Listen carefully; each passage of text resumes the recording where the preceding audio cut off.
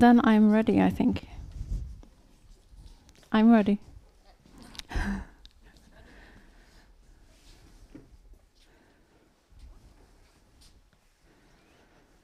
right. I got the pleasure of starting this gig getting going for 5 minutes. So I'll just keep going. Welcome everybody to Go to 10. My name is Ulle and I work here. I run this place. My job title is community manager, but I'm responsible for many other things such as event production, meeting people, putting people in connection with each other. That's the whole idea of this place. So we have two parts of this establishment. The one is the free co-working area, where you're very welcome to come to, enjoy our facilities, just do the study thing for free, work for free in groups or alone. Nice. Okay. Do I need to take it all away from the beginning? All right. Anyway, you're going to get a tour after this presentation, so you will enjoy it. It's a beautiful, spacey, enormous, and very funky place to be at. Another part of our organization is what we're doing today, hosting events, connecting people, sharing knowledge. So welcome here. I hope you're going to have a good evening. I'm going to pass you on to my colleague Aaron, who has something to share with you as well. Okay. Hello, a little bit loud here, but yeah. Hope everybody can hear me. I'm sure you can. As I said, my name's Aaron. I work here at Go210. I'm working with events here, which is what I want to talk to you about today. I'm started a network called Launchpad, and Launchpad is for anybody who is working or interested in coding or programming or wants to get into it, whether you're studying it or whether you want to kind of go into software development. So our next one is going to be next Thursday, 5 o'clock till 7. And we have a guest, Saab, who are going to be here for the evening. They're going to be talking about how software is connected, to their industry and how they use it. And I know they're looking for talented people. They're always looking for new people to join them. So if anybody here is into that, into computer science, coding, program development, you're very welcome to come. It's a free event, like all events here at Go210. All the events are free. And we're going to be having some drinks, free pizza as well, so that's also there. So I'd love to have you here. Is anybody here interested in coding or programming? Just a show of hands? Nobody? Okay. Well, if you, yeah. Well, anyway, if you want to find out more, it's on the website. You can sign up. It's called Launchpad with Saab, and it's October 10th from 5 o'clock. So. And you can connect with me as well, LinkedIn, if you want to find out more. Name's Aaron here. So that's it. Anything else you want to know, you can always talk to me about it. So that's it. And I'll pass you over. Who am I passing over to? Eva, or you're taking it away? Yeah. All right, thank you. Thanks. Okay. Just a short question. Could I get a glass of water or something? Thanks. Yeah, so really cool that I can come and tell you a little bit about my entrepreneurial journey.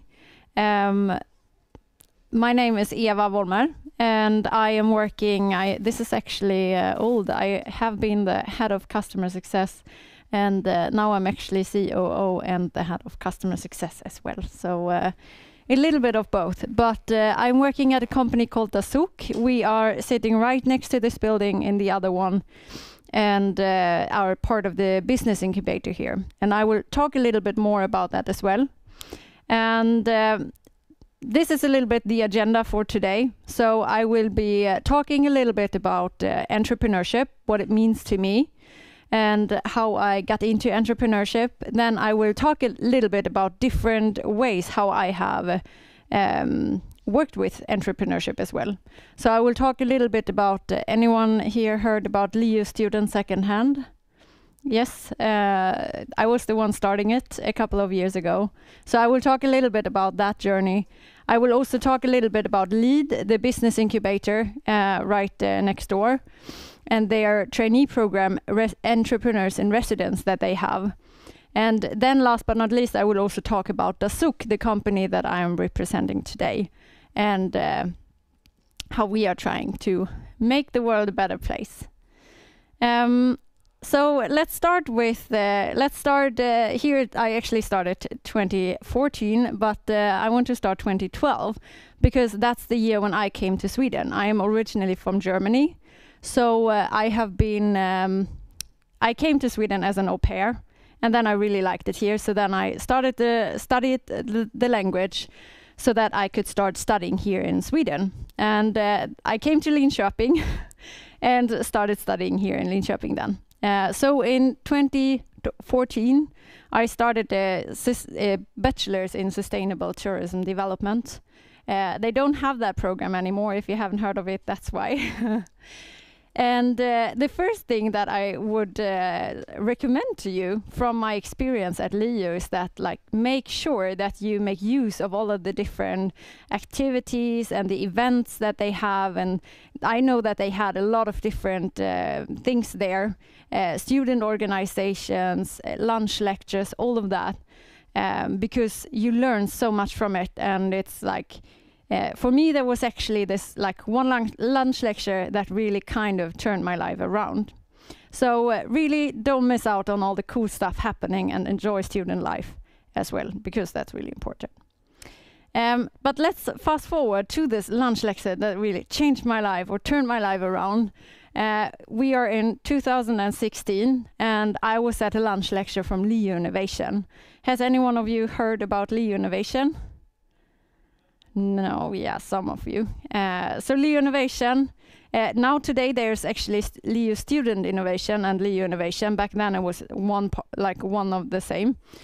And they are talking with talking about entrepreneurship. Before that, I never heard about the word entrepreneurship. I didn't know what it meant, and I had never anyone in my family that started a business. But here we were, and we were in our project, the bachelor project. We wanted to do an exhibition about sustainable tourism and the backsides of tourism and all of that. We made a little box where you could go around behind the curtains and see the actual conditions for workers and the environmental impact and all of that. And then LiU Innovation were like, oh, but do you actually really want to do that? Because then you could actually do that. So all of a sudden, before I kind of had the mindset that there's so many problems in the world and someone should solve them. And I could get really frustrated and angry that no one is solving these problems that we have. We have some really big societal problems, but no one is doing anything about it. But then after that lecture, when I found out about entrepreneurship and that actually, you could actually solve those kind of problems, I got really it really turned my life around, because all of a sudden, instead of seeing a lot of problems, I saw a lot of opportunities, things that I could do in order to make the world a better place. So that was really cool. So one takeaway there is, don't wait for someone else to solve your problems. Solve them yourself. And the next one is that once you have that mindset, it will also kind of lift the weight from you, because all of a sudden the world is so much nicer because you have all of these opportunities that you can solve to make the world better. You can sit here if you want.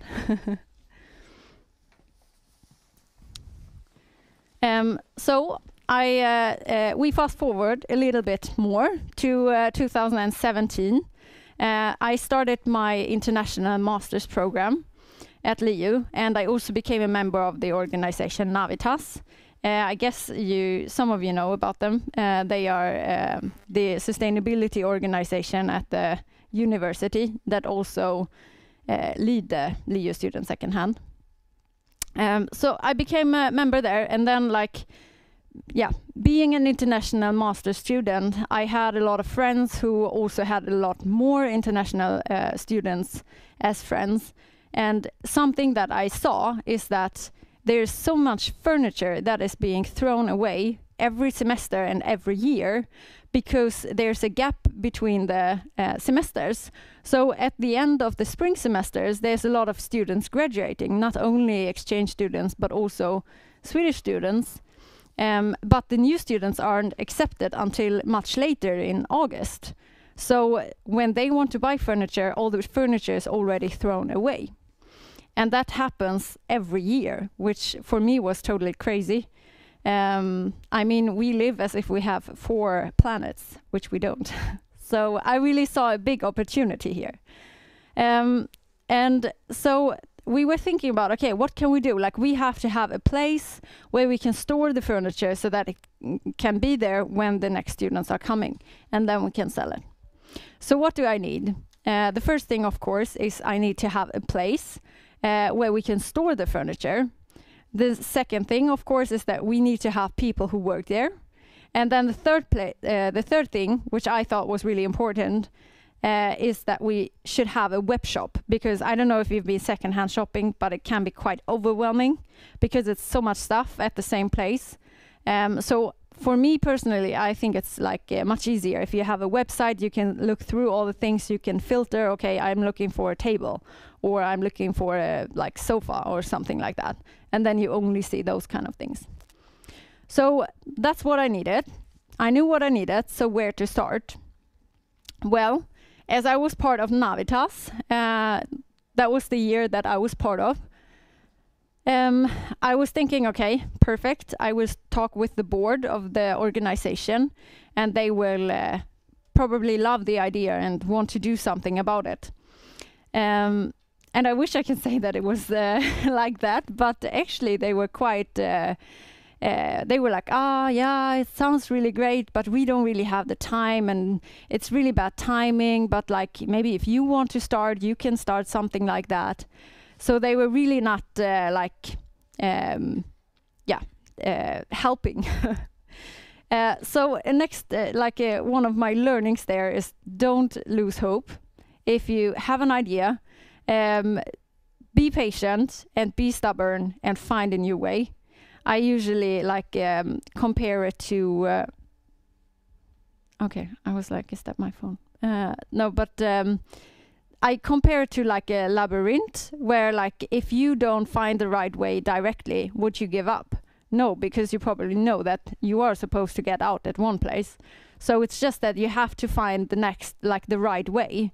And that is a really good mindset to have as an entrepreneur, because you will face a lot of challenges, and you could easily give up and be like, okay, it's not gonna work. But what you actually really should do is to have the mindset that, okay, this way didn't work, then I will try a new way that might work.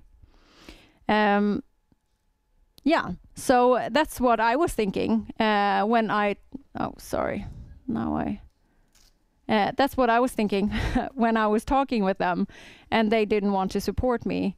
So I was thinking, okay, if they don't want to support me, then I can support myself. So I applied to become part of the next board of Navitas. So I paused my ideas and I applied for the next board in 1819, and I became the president of the network committee. And then I noticed that, okay, we actually have quite some things that we have to do. So I recruited a group that was double the size of what they are supposed to, or like what they were before, because I was thinking, okay, we have to be able to do what we usually did, but we also want to start the second hand. And that's what I did. And exactly. Then the thing that was missing still here was the room, because we need to have a space where we can have all the furniture. So I was actually talking a lot with, or like also with my committee, we were talking a lot with, for example, the sustainability manager at Linköping University. We were even in contact with IKEA, and they were really thrilled about the idea, but they had a lot of restrictions. And then also they were out in like Tornby, so it was quite difficult. So that was still a part that was missing. And at the same time, I also noticed that all of a sudden, when you get that mindset as an entrepreneur, that you can, like, you don't see problems, you see a lot of opportunities. All of a sudden you have a lot of opportunities and a lot of projects that you would like to start or would like to do, but then you don't have the time to do all of that. At the same time, there is a lot of people that really want to do something meaningful to make an impact, but they don't have the ideas themselves. So I was thinking, okay, we don't have the room. Maybe we have to start like a step before. We will start a platform instead, part of Navitas, where we can match together the people that have a lot of ideas about how to solve different problems. And then we can match them together with people that want to do something meaningful so that they can do it together and get help from the organization. So that is instead what we focused on, which was at that time the right thing to do. But then all of a sudden, we found the missing piece. Because all of a sudden, this person, Micke, he contacted me. And he was like, hey Eva, I heard you want to start a second hand. I have a room that you can use. So that was really the missing piece. And he had a room right in A building, right across from Korallen in the basement, more than 100 square meters, so really big as well. And he was the person that was responsible for, there's something called LiU Återbruket, which is basically the same, but for like researchers and I think professors, and is only for office furniture. So he had already done something similar, and he was like, we have that, you can use it if you want, you have to do all the rest for it. So that was perfect. So that was the missing piece that we needed. And the big learning from that is don't be afraid to talk about your ideas, because many entrepreneurs are really afraid to talk about their ideas of like two reasons mainly. Reason number one is that they are afraid to get feedback, and especially to get negative feedback, which is not good, because all feedback is good feedback. Of course, there's some assholes and you don't have to listen to everyone, but in general, feedback will help you develop something that the market or like the people, the users actually need. So all of that feedback is good. So don't be afraid of that. But the second reason why many people don't dare to talk about their ideas or projects or what they want to start is that they are afraid that someone will snatch their idea and start it themselves. And that is something, there's maybe a few cases where that happens, but in general, there is a much bigger scarcity of people that turn ideas into reality than of actual ideas. Because, for example, also with the second hand, because when I finally had Micke, who had the room, I got back to my innovation advisor at LiU Innovation, and I said, Karin, I want to start a second hand. And she was like, oh, okay. And I was like, I have a room. And she was like, what? Because she said that like there has been so many people that wanted to start a second hand, but they never got it all the way as I did, because yeah, they didn't find the missing piece. So it's really not like that I had a unique idea of starting a second hand. It's just that I did what I had to do to find the missing piece and to turn it into reality. So don't be afraid. So it's like there's no scarcity of ideas. If you have a bright idea, there's probably someone that has had that idea as well. It's the doers that turn this idea into reality. So don't be afraid to talk about your ideas, because I would have never gotten to know Micke if I wouldn't have talked with people about it. Because I talked with the sustainability manager at LiU, who talked with another person, who talked with another person, who talked with Micke, and that way he approached me. So really, like, if you have ideas, don't be afraid to talk about them, because you will get feedback. And maybe if you find a person that's like really really like excited about that as well, you get a companion that you can start this together. Because if you are a lone entrepreneur, everything will take forever. So it's really like much easier if you are like multiple people. So we found the missing piece, but the activity year was already half over, and we were right about to launch the platform, and had to like hand over to the next year, because I guess you understand, or like you know, that in student organizations it's often that you're only active for 1 year, and then towards the end, everything is like looking forward to like recruiting a new team and all of that.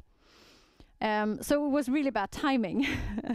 So instead what we did is that, and my like committee was also like fully working with all the other stuff that we had done then.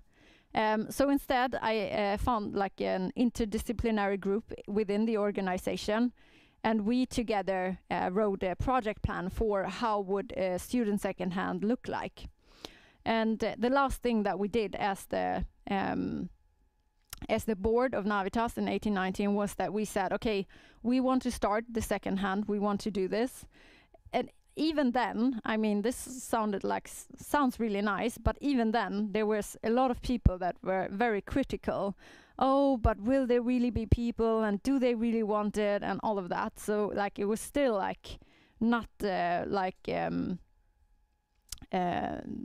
obvious that we will do it. But in the end, we finally decided that, okay, we will start this. And we said that I would be the project leader, as I was the like initiator and like had all the like strings in my hand already. So then we decided, okay, you will start it within the organization.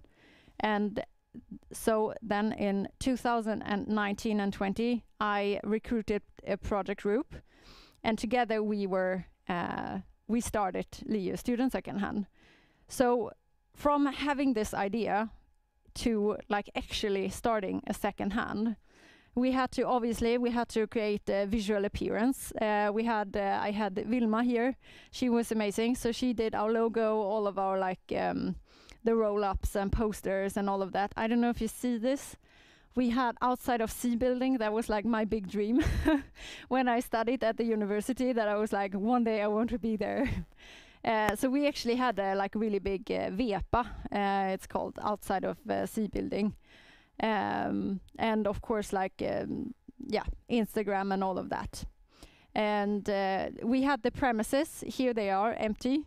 And now it's a lot of furniture in there. And we also got some furniture, so we had someone who had to take care of the premises. And we had someone that was responsible for a website. We were on Lisam, it was awful. And we had transportation was something we knew would be a critical part for students, as many don't have a car. So we tried, okay, what can we do? And we got a bike in the, what is it called, bike cart. And we even have a tricycle, or we got a tricycle. And we were also thinking that we should have like transportation events where we, like one day, we you can, if you buy something or want to hand something in, you can sign up and we will pick up the furniture or deliver it to your home. So we had like all these different people that had these different responsibilities in order to make this work. And something very important here is that it is super like difficult to create something from scratch because you have to think so theoretically. So something that's really like important as an entrepreneur is that you are working with a minimum viable product. You want to get whatever you're doing out there as fast as possible in order to get feedback from the actual users. So this is how to not make it. So in this example, it's like you don't want to like build just parts of it so that the user cannot use it until it's fully done, because then you will get the feedback first once you have already invested a lot of time, a lot of money, and a lot of effort in something, and it has become so dear to you that you are also much more afraid of feedback. So instead, you should create something that solves their needs, but in a very basic way.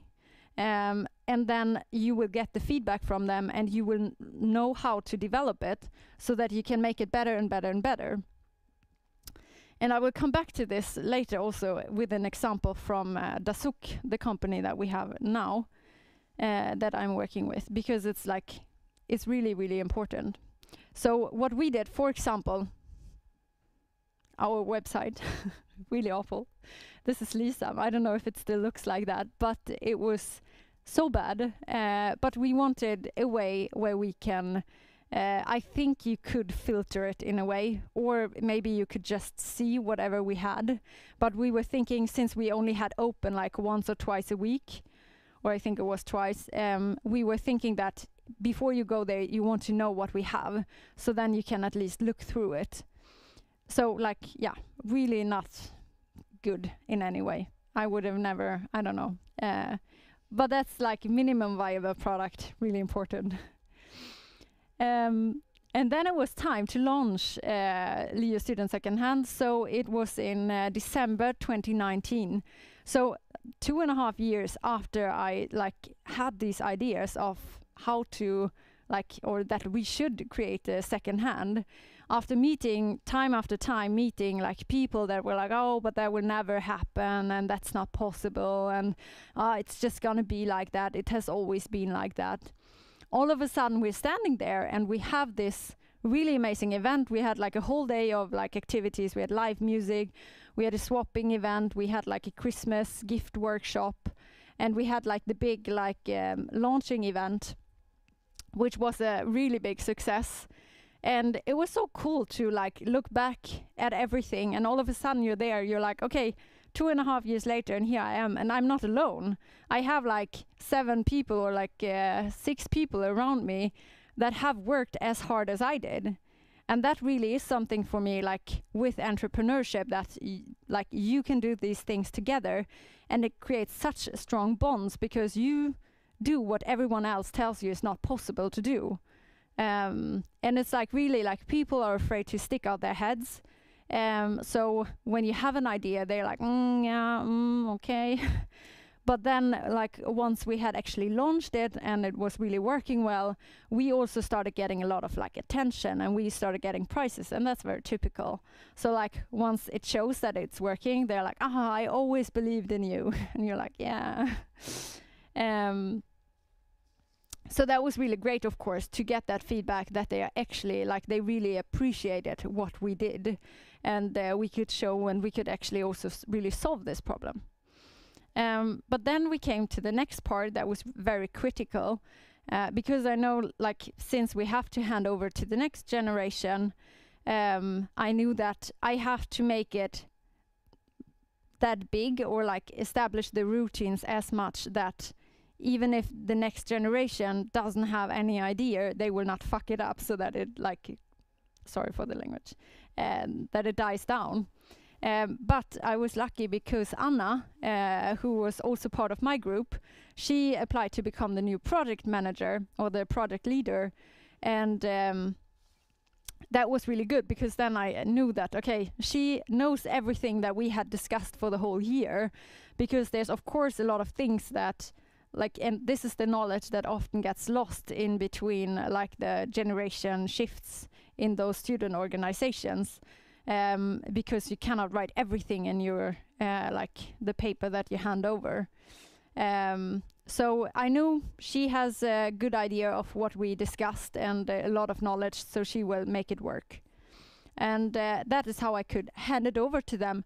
And actually what they did is that they, from all the prize money we got from the different prizes that we got, they actually invested that into like a photo studio so that they can take nice pictures. And then they had Björn here, who he, together with his friends, they created a website, like an actual website with a web shop kind of, where you could really like filter through the different things, and it looked really nice and not as awful as Lisam, and it was working really well. And then they also established, for example, a collaboration with Erikshjälpen, secondhand downtown, so that like they can sell some of their stuff there, and in then they help them with transportation events, so that they could help them deliver the furniture, for example. So I was really happy, because that meant that, okay, I can move on to my next chapter. And that leads me to LEAD, the business incubator. Who has heard of LEAD? Anyone?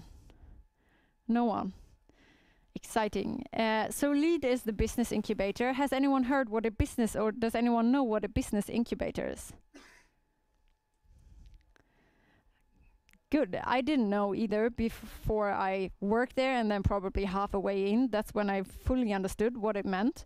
But so imagine LEAD is like, they are partly owned by the university, partly owned by the municipality, and maybe something else. And they are helping people, either researchers or just random people that want to start a business, to focus on the right thing in the right time. So LEAD has different business coaches that help you with coaching. They help you understand what you should focus on. They also can help you with investments, finding investors. They have a really big network. They can help you find potential new customers. They also have a big different sort of business programs that you would do. So if you have an idea, they usually have like a very basic business program that you go first.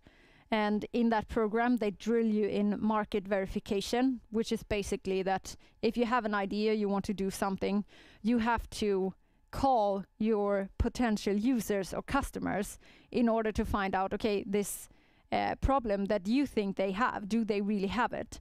And if they do, in what way do they want to have it solved? So that's really like the basis there.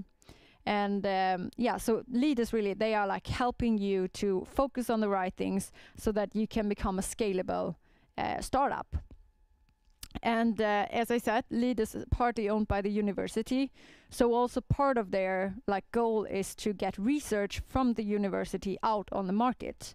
Because the researchers also at Linköping University are world leading in whatever they are doing. And they have really, really amazing things that could really solve a lot of our problems that we have today. But the problem is many researchers want to research. They don't want to start a company, because starting a company is a job in itself. And that is why they have created the trainee program that they have, Entrepreneurs in Residence. Has anyone heard of that? Nope. But that is a program, and there they take these researchers that have these great ideas, and then they take wannabe entrepreneurs who really want to start a business or something like that, and then they match them together. So they teach the entrepreneurs in their methods, in their theory that they have, and then they get the research, the ideas. And then they take them and go out to potential customers, to potential users, to find out, okay, what does the market say? Is there a market need for this research? And then they, the researchers get verification for their ideas, so that they find out, okay, what I'm researching at right now is not really used by, it's not really filling any actual need on the market. But if I tweak it a little bit like this, then it would actually solve a problem. So, and in the same way, if the entrepreneurs like working with the team, they can also start a company together. So the researchers and the entrepreneurs start a company together. The entrepreneurs become the CEO to lead the company, and then the researchers become the chief of technology, or the research and development. And also, of course, a part owner. And in that way, they can get the research out on the market. So that's a really cool program. And Liam here, he was in my year. He was working with an idea, he and Peter, they worked with an idea with the cellulosa membranes, where they could make membranes out of cellulosa. Which is really, really big. And they actually started a company after that, and they are not it's going really well for them. They have got a lot of investments, and I mean, and this is LEAD is also focusing on deep tech, which means that from this, which was 2020, until they are on the market, it takes 10, 15 years, because it's so much research left. But they saw so much potential that they are already starting a company and already doing a lot of stuff, but still they have to do so much until it's out on the market. So it really is a really big job and a lot of work, and that's why a lot of research doesn't get out on the market, because the researchers cannot do it themselves. So, and it's really really cool, because the membrane would also, PFAS is a really big problem right now, and they want to forbid it, but in those membranes it's often PFAS. So they can make a membrane out of cellulose, which doesn't have that, which would be really great. So that's really, I think he is also like a Forbes 30 under 30 or like something. So it's like really cool. Check them out. Cellfion is their name. Yeah, and the cool thing about LEED as well is that you have all of the people at the same place that they are doers. They do things, they have these open mindsets that you can do whatever you want. Even if people tell you you can't, they believe that, oh, but I can. So we have companies like Nanotextile. They make clothes that you can press a button and then they change the size. Really fiction. It's like really cool. BioReparia, they do like, they can find out which cancer treatment would work for you within a couple of days, which normally takes multiple months. Like you normally get the treatment. If you don't react well on it, then you have to change treatment. And you have a lot of like, like by effects, and you are feeling really bad, whilst they can like find out within a couple of days. We have Polar Light Technologies, for example, also like they have already been working for such a long time, and they have so much until they are on the market. But they do micro LEDs, so they can, the big Google goggles, the one AR glasses that are like, they look like, what are they called? Scuba divers, like the goggles. And they can make that so that it's actually in your like glasses without like any big weird stuff. So that's like, if they succeed, then it's probably, then we can have those kind of glasses. And then Ligna Energy, for example, they do batteries also based on cellulose, based on trees. So that's also like really, really cool. So, and all of these people, as I said, are those kind of people, like, it's like standing there and you're looking into the future, and it's really like, you think it's so surreal, like what you can actually like change the size with just a click. That's so weird, but it's actually out there. We just don't know it yet. And that's the really cool part. Like if you're there, you get really inspired because there you have all of these people at the same space. And two of these people were Dominic and Sajid, who are the two founders of Dasyuk. And they are both from India, both from the same state even. But they never met before they started studying here at LEED. They started studying the same masters, which was in environmental management. And when they did their masters, their master thesis, they did it out in outside of Linköping at a company where they were supposed to do a energy mapping for the company, like an manufacturing industry. And there the site manager, he was like, yeah, I really understand that like energy efficiency is important, but how am I supposed to become more energy efficient when I don't know where the energy is going? So that was the idea that they had, that like, this is a problem that should be able to be solved. And that's when they started Dasyuk, or like had the idea. And they were starting market verification, as I said, in 2019. LEED really drills you in, like, it's called, you have to leave the building. So instead of sitting at your desk and just imagining how the customer wants it, you have to really call the customer or go out, meet the customer, and really talk with them, get their feedback to understand what to do. So they also had to do that. But that also makes it easier, because then you get a lot of feedback from your customers, and you can you can develop your product together with them. So they did that, and they found out, okay, this is how they want it. And then 2022, we were able to launch the first product. And here I want to come back to the minimum viable product, because when I got to know the guys, because like at the same time as they started the company, I was at the I was a trainee at LEED. I was the entrepreneur in residence. So I got to know them, and like, you hang out. It's also kind of like a co-working space. So all of the member companies are there that are working there. So I met them at the fika, and like we were talking, and I remember the first pitch I got from Dominic, and he said that, yeah, like industries, they are wasting so much energy, so we want to use nudging in order to make them behave in a way that will save them energy.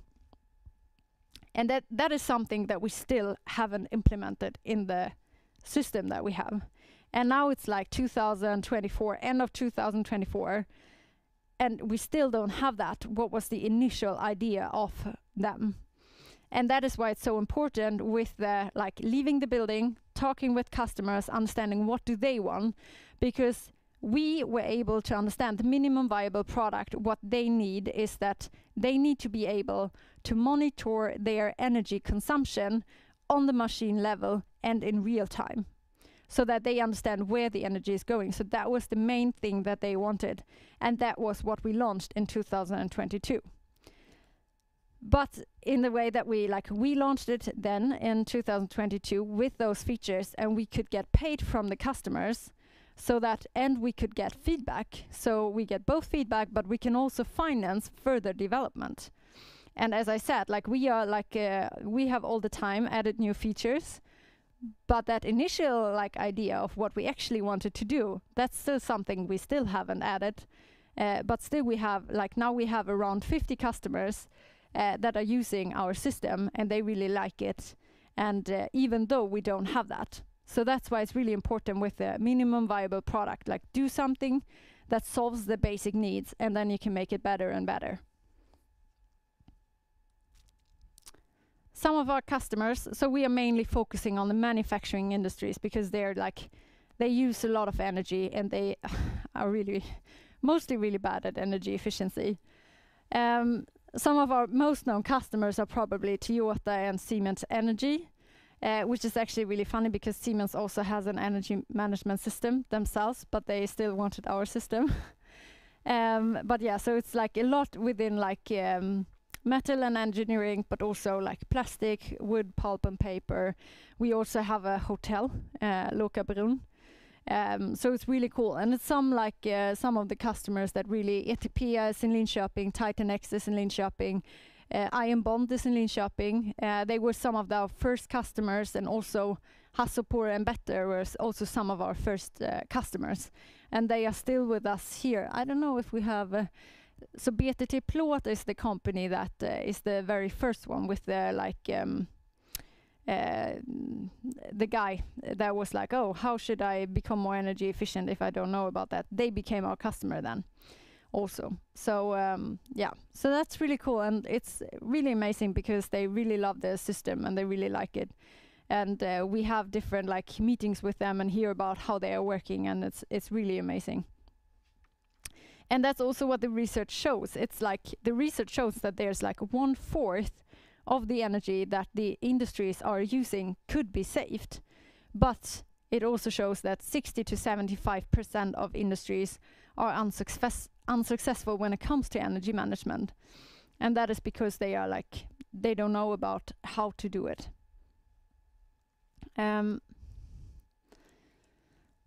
Yes, so that's why we have created Dasyuk Energy Intelligence. And it's these 3 parts that make the whole energy management system. We have our wireless sensors. They look like this, and you click them around the cable, just on the outside of the cable, and then they will measure how much energy is going through the cable, so that you can find out, okay, my computer is using this much energy, and you can see it over in real time. And we have a lot of different points. So like an industry can have, I don't know, 20 or 50 measurement points, so that they really can like put them on all of their machines. And then we visualize that in our web-based platform in a very easy and intuitive way. That's really like the unique part with us, that we really want to make it very unique, very easy to use and intuitive. But then we also have energy advice for the customers that don't know much about energy efficiency, because that's also something that we have seen, that many customers are, they don't have a specific person working with energy efficiency. So they lack the knowledge, or they also lack the time And sometimes they are like really good at that, but they just want an external eye on it to get an external perspective. So we used to say it's such as following your physical activity on a smartwatch, you can follow your machine's activity in Dazuki AI. So as you can see, like on the x-axis, we have, for example, here the time, and then we have the energy use. And this way you can very easily identify the machine's different statuses, and you can see how the machine is being used and the saving potential. So you can see that this machine, for example, is like never turned off. And you can see, because then it would be at 0. And then you can see that it goes up, it's like producing, but then it goes down into like a standby, like idle time. So it's, you know, as if you're like in front of the traffic lights and you still have the motor on, the engine on. So, and then it does that all week. And it's actually wasting more than 45,000 kilowatt hours a year. And I don't know, does anyone here know exactly what you're using, like energy-wise, a month? I did not know that before I started at Dazuki, but then you get a nerd, become a nerd. So this is actually around as much as 2 households, villas, like houses are using. My energy use per month is around 100 kilowatt hours, and I live in a 2-room apartment. So 45,000 kilowatt hours a year, just one machine. And they have probably 20 or 30 or 40 or 50 machines of this. And there's machines that are even worse. So this is how much energy is wasted in the industry. So there's really big potential there. And that's, of course, this is like something that's super easy. And this is also something that's so great with it, because this doesn't cost them anything. To save 45,000 kilowatt hours a year, which is really like expensive as well. I mean, if you count like 1 krona per kilowatt hour, it's like 45,000 kronas. This doesn't cost them anything to make this change, because it's a behavior change. So that's also something that we are focusing on a lot. So reducing idle time, you can also reduce peak loads. That's something that's super expensive for industries. I will not go into it because it's quite complex. You can also find errors and leakages, because if you have that, as you could see, you can see the whole week how the machine is like using the energy. If you know that, okay, this machine is being turned off at like 5 o'clock when we go home, if you see that, oh, but at 6 o'clock it goes up again and consumes energy, what is happening there? And that's what Magnus here at Gunnars Tråde found out, that he was like, why is this machine being turned on? And then they found that they had machine errors, which were like the steering was broken, so it just turned the machine on. So they could save 165,000 kilowatt hours a year just by finding this error and like, yeah, repairing it. Another example is that you can you have a faster maintenance. So Hasselport here, one of our first customers, they have a lot of ovens, and they have a lot of like heating elements in their ovens. They have more than 350 heating elements in their ovens, and they break quite often. So before they had like an electrician who went and they measured like element after element after element to find the one that was broken. 350 heating elements. So it could take up to 3 days for them to find the element that was broken, which means that during these 3 days, you cannot produce properly in that machine. And they produce 24/7. So they really, like for them, it was a big loss in money because they couldn't produce in that machine.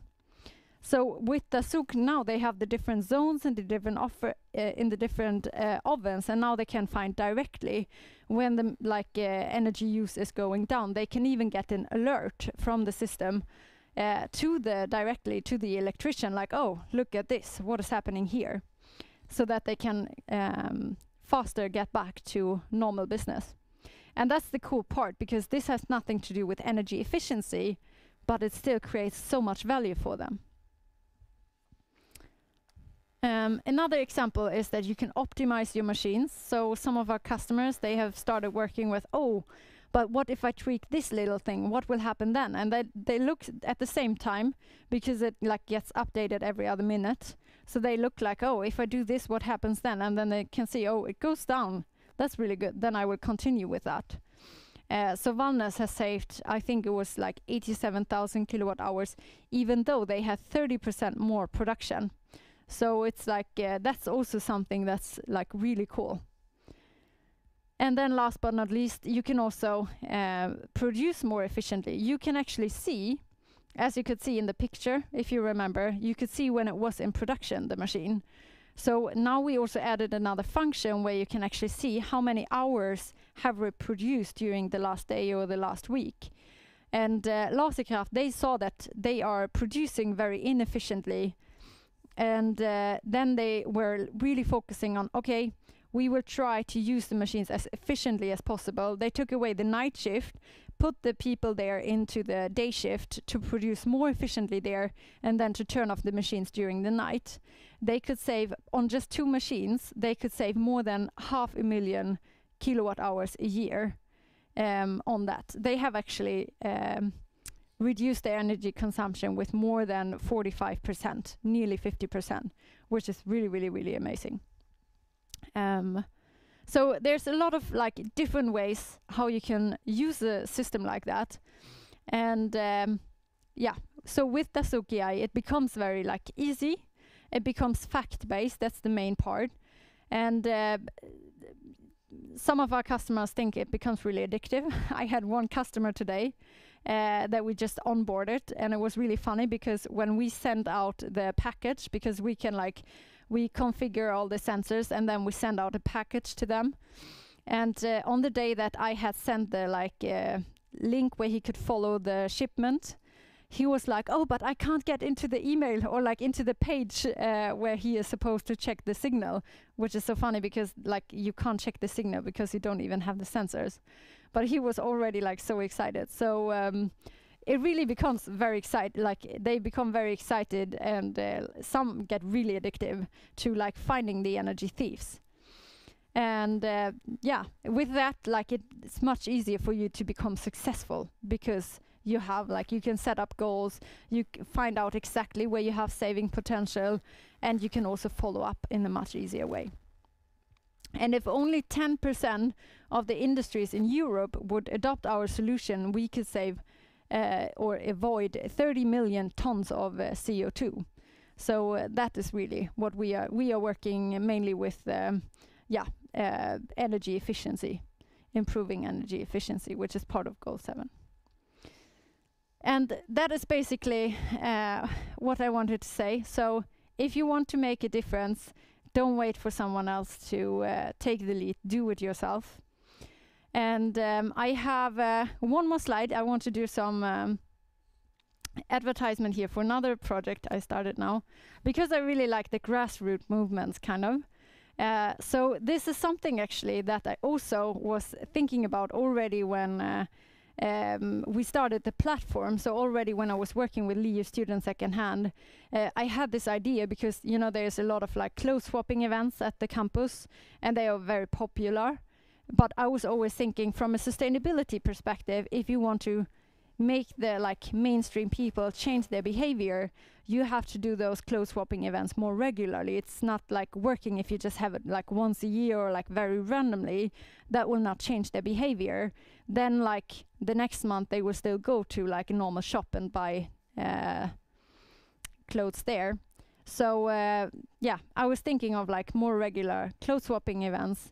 And so this year, and this is also something going back to this, talking about your ideas, because I did like a survey and was like looking if like are people more interested in having something like a klädcirkel or like a clothes library or something like that.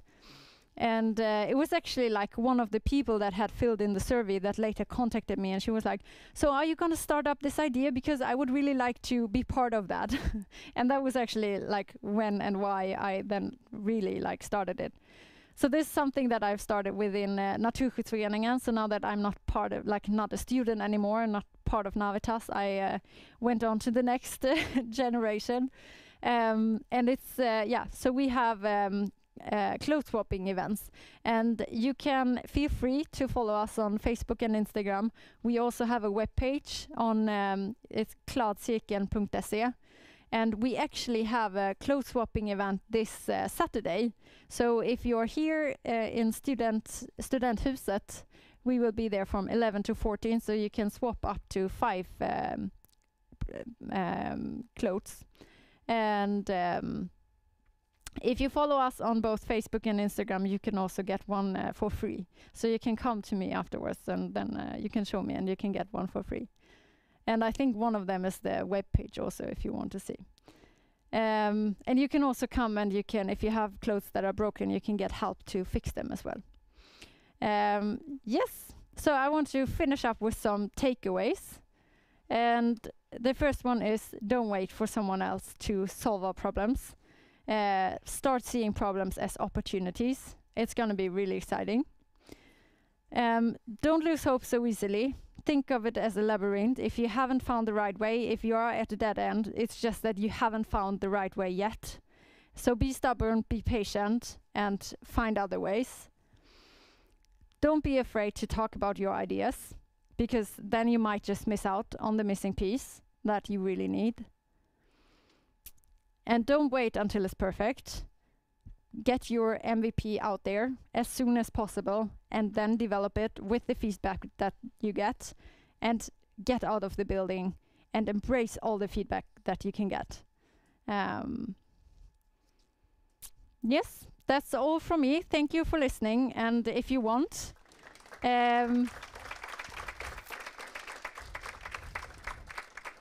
if you have like ideas yourself, Student Innovation by LEED, as I said, they are like really good help.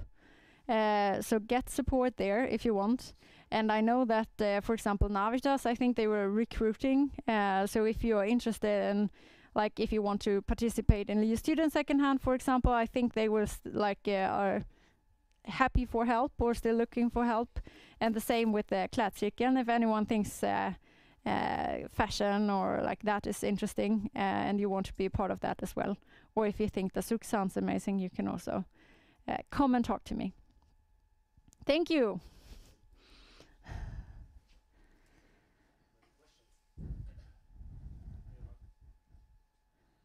Any questions? Yeah?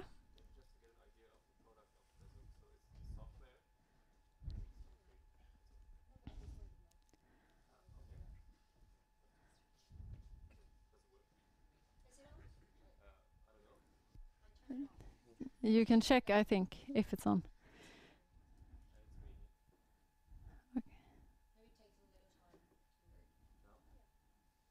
Okay.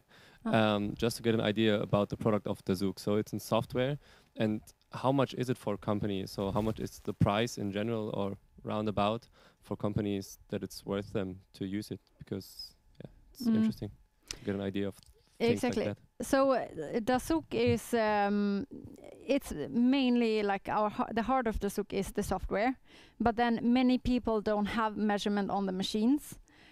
So we have the like meters. Normally it's in the solution. So we lease out the meters as well, and the software is included, kind of. And the price really depends on the size of the company. But we have like a standard package of maybe 20 sensors, so around 20 machines, and that could be like what is that? I think it's like 65,000 a year or something. So it's mainly like, but like if the customers are that big, then often their energy consumption is more than 1 million. And then it like they can find quite as much, because like our customers find what do you say, around 20%. They can reduce the energy cost with 20%. Then of course, for example, like Laserkraft, they reduce it with 50%. So then like most of our customers get like the price for like 3 times the system within the first year. So like often the energy savings are big enough so that like it's worth it for them. but yeah, so that's also something that's really like important as a startup, or like if you are an entrepreneur, you have to find your first market, like the first market segment. And for us, that was like, you know, really being specific about, okay, it's companies in this size within this sector or like this industries, because there they have so much energy use that it's going to be in like a no-brainer for them to buy the system. Good question. Good answer. Thank you. Yeah, someone there. Where do you operate right now? We are still here in, we are based in Linköping. I mean, sorry. I can rephrase that. Like, who are your customers? Like, is it just in Sweden, or are you outreaching to other parts of the world as well?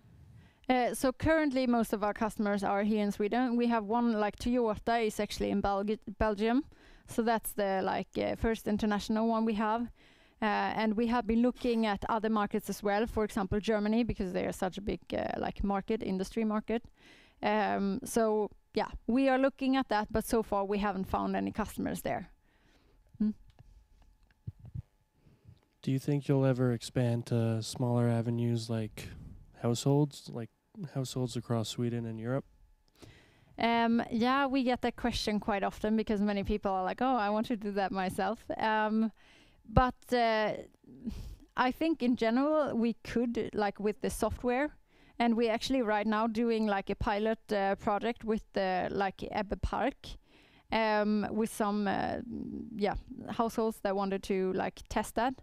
But at the same time, like the meters that we are using, they are more for like bigger energy users. So like the cables are like this big and not like the small that we have in the households. And the meters are quite expensive. So in that way, like in that case, we would have to buy in other like, what do you say, like hardware. And that's totally possible, but it's also then like we can't get that much money out of it. So that's also something that right now the people that can actually pay for it a lot, so that it's worth for us with every sale, is the bigger users, B2B. But then maybe once we have established that, then it could become interesting to even go into the private market.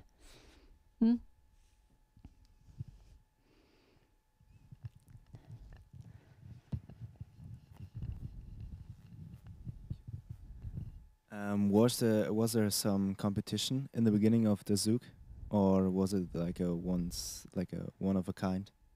There is of course competition, and the worst competition of all time is just doing as you always did because you don't care. So that's like, you know, all of these customers that are like, oh yeah, I know it's a problem, I know I could save a lot of energy, but we don't have the time, or we don't have blah blah blah. But yes, there's competition, of course. As I said, like Siemens, Schneider Electric, those are like big established companies that have energy management systems, but often they have like locking mechanisms that like you have to buy the like machines from them in order to see the things or like the energy data, which makes it very like expensive. And that is also something that is really important as an entrepreneur, and that's why you do the market verification to understand which customers, like which segment needs your product, which customer segments like don't have a solution on the market. And there we could see that the small and medium-sized companies who didn't have the economic like muscles to have all of Schneider or all of Siemens, they were there and they didn't have a solution that was good for them and like cheap enough for them, for example. So that's like you really have to find what is unique with your solution. And then there's also like some other companies that have but more on an international plan. There's also other like competition that is like more like really similar to what we do. And even there, like it's really like you have to find out what is like unique with our solution, which in our case is that we make it really easy to understand, really simple, while others are very easily, I don't know if you've worked in those kind of systems, but they want to be able to do this and that and this and that, and then it becomes so complex that like you cannot use it anymore because you don't understand how it's working. So that's something that we have been working with a lot, to make it easy, to make a person that doesn't have any background in energy still be able to work with it. And that's how we can still like be on the market even though there's competition out there as well. Thank you. Thanks. Maybe another question. Yeah. What was your hardest challenge? If it's mindset, or I don't know if it's from the product of the Zook, like, and how did you overcome it? Do you mean like specifically for me or for like the company or like? Maybe both. So Okay. maybe in like the student second hand, what was your biggest like challenge there? Like maybe your mindset. I don't know if it's like the responsibility to really go deeper. Yeah, I think it's. I mean, a big challenge is of course always like. Like the people's mindset that they are always like, oh, but this will never happen, and it has always been like that. That kind of stuff, to get people to really like understand it, and to really, and something that's really like a challenge, I would say, and this is something that like we really notice also at LEAD, is that in the beginning when you have an idea like that, you are really shitty at explaining what you actually want. So it really takes a lot of work and a lot of iterations and a lot of understanding, talking with like people, and always understanding like how you can explain it in just one phrase so that people understand what you're doing. And maybe there's still people here that don't understand what we at the Zook do.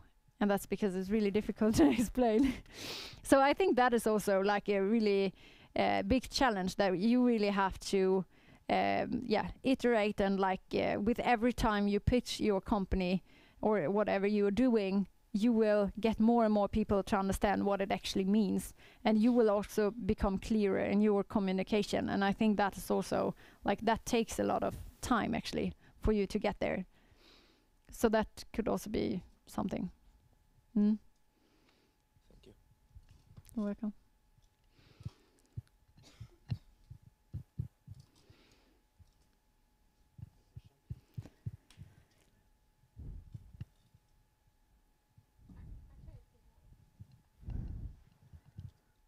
It's actually more of a question for Navita and Klädcirkeln. Mm? What do you think is the next step in that process? Like, secondhand is a great step, and it's very important to help the environment in many ways. Mm. But do you think there are further steps in the future that we can make something very, very efficient to help the environment, because it's going very downwards? Do you think specifically in that way, or do you mean like more in general? No, I think specifically in that way, because you have such an experience in that. Yeah, so I think that like, I mean, we are going more and more, and I really hope we are getting there. We will see, but like a circular economy.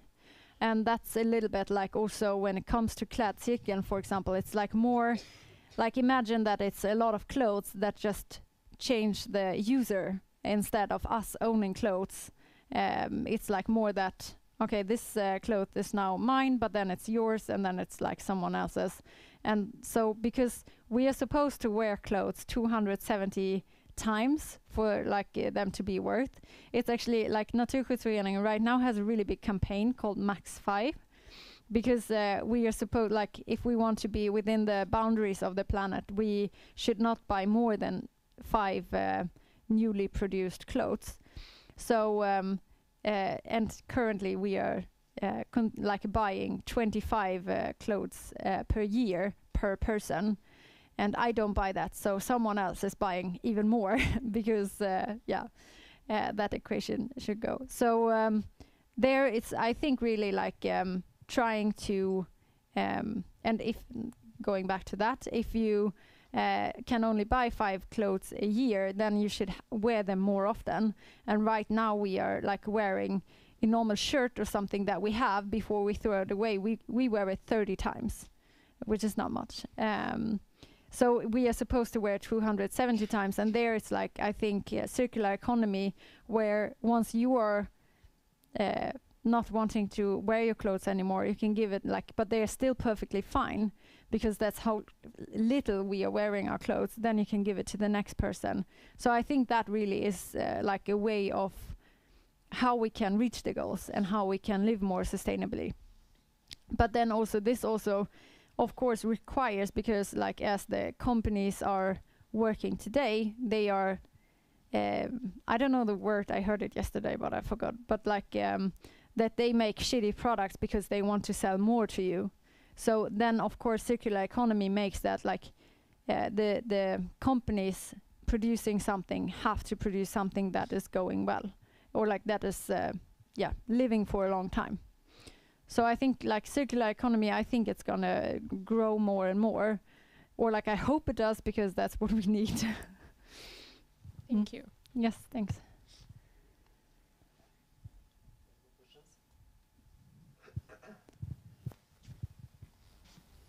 Any more questions? No? So I just maybe say some words. So I am really grateful ever for this talk, and when I compare to last year as well, so I just thinking about how fast your growth is in this Dazuk. You said about that it's just came from a master thesis, something idea, and then it's 4 or 5 years. It's like nothing. I'm teaching 10 years already, but you grow much faster. And when I was listening to you, I was thinking, wow, this is like really a good role model for entrepreneurship students. You know, when you talk with passion and with this belief, and you have these values behind all this idea. So I was thinking, with this mood, you can sell anything, right? And also those important things that we talk, like from theory and so on. I have maybe 2 or something questions. So we talk about always about as entrepreneur was born like entrepreneur, or you were like became entrepreneur, or what do you think about yourself? Was you like it's a genes, or it's education, or is it what? I think definitely not, because I really, as I said, like I never knew about entrepreneurship, and I was never much of like an entrepreneur. I was always, as I said, like I was one of these people that were like, oh, this is a problem and this is really bad and someone should solve it. But like I never thought that I would be the person that solves these kind of things. So like if you would have asked me like in 2013, I would never have like thought that I would be the person that starts like a second hand or like something like that. So I really think it's like a mindset that you can get when you like understand that, oh, actually it doesn't have to be like this. And for me, it's really funny as well, because I did like, you know, these personality tests, and before that time and after that time, when I like became this entrepreneurial, I got different results, but I really like identified both before and also like after with the like different results, because then I was really like after this like change, I really became more of like an idéspruta, like really like I had a lot of ideas, I started a lot of projects, all of that kind of stuff. So for me it was really like a mindset that really changed me. And for me, I think it was also because like I was really into sustainability, and I think like before also I had like you know, like climate anxiety and that kind of stuff, and I got really like depressed of like hearing of all the like problems and all of that. So for me that was really maybe also why I got so stuck with entrepreneurship, because that actually helps to do something about it, and that really felt like it lifted a like big weight from me, because all of a sudden you're not focusing on all the problems there are, but you focus on everything that is being done. So it really also gets addictive in that way, that you want to continue, and it really gives you a lot of energy as well. Yeah, thank you. Maybe more questions, no? So I think it's thank you so much, and we hope to see you next year as well, maybe with a completely new presentation, because I'm really we can see if I have a new project. I see this, and as I said, I'm really surprised how fast Dazuk is growing up. From really small startup, and now it's so many customers you have, and you're ahead of customer happiness, right? Exactly. So yeah, it's my job to keep them happy. Yeah. So, no questions? No. Then thank you so much. Thank Nice you. talking.